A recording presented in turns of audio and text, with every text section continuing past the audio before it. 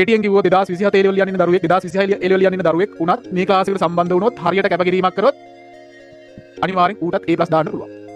මේක එහෙම ක්ලාස් එකක්. දෙක වසරේ දැනුම තියෙන කෙනෙක් උනත් හරියට ඉගෙන ගන්න උවමනාව තිබුත් ඊටි අනිවාර්යෙන් ඌට ගොඩ යන්න පුළුවන්. හරි. එතකොට මේ වැඩේ නම්බර් 1 සෙට් වෙන්න කැම්පස් යන අරමුණකින් ඉන්න හැම වෙලේම එහෙම අරමුණක් නැත්නම් ඇති කරගන්න. හරි. ඒත් ඇති වෙන්නේ නැත්නම් ඒත් ඇති කරගන්න ඕනේ. ඇති වෙන්නෙම නැත්නම් ක්ලාස් එන්න තිබුණා. ආදිට කිව්වා. මොකද දැන් මම කියන්නේ දැන් ඔබ අනිවාර්යෙන් ඊටි වලට A+ දැමිය යුතුමයි. ඒ රිසල්ට් එක ගැන ඔය කියනවා මේක රෙකෝඩින් එකක් දාලා තියාගන්න. ඔයා එක්සෑම් එක යන දවසට මාව මතක් වෙයි. හරි. එක්සෑම් එක ඉස්සරහට කතා කරන්න. එක්සෑම් එකේදී කෙලවුනොත් ඊටි වලට මගේ ක්ලාස් ඇවිල්ලා මගේ පේපර්ස් ඔක්කොටම ඒ මට්ටමේ ලකුණු අරගෙන අවංකව ක්ලාස් අප දරුවෙක් නම් ප්‍රසිද්ධිය වනින්. පහවදා ක්ලාස් කරගෙන. හරි. ඔන්න ඔය දේ කියන්නේ දින එක දිනවල ලොගෙත් නැති වෙන්න ඉලෙක්ට්‍රොනික අවසන් වුණ ශ්‍රේණික මාව චෙක් කරන්න ඕනේ. ඊළඟ පාඩම උගන්වන්න කලින් මාව චෙක් කරන්න ඕනේ. හරි.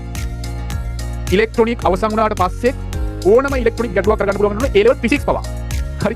ඊ A level ඊට නෙමෙයි A level physics ප්‍රශ්නකුත් කරගන්න පුළුවන් වෙන්න ඕනේ. හරි. A level එකට උගන්වනවා කියන්නේ ඊට වලත් A level එකම යනවා.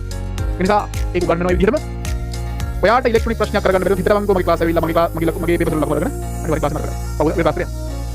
හැබැයි ඒක වෙන්න දෙන්නේ නැහැ. මේ ක්ලාස් එක යනවත් වගේම ඔයා මෙහෙමයි බුරුකාරයෙක් කියලා කියන්න ඕනේ. හැබැයි ඔප්පු කරන්න ඕනේ. ගෝත්‍රියට අවස්ථාව නැහැ.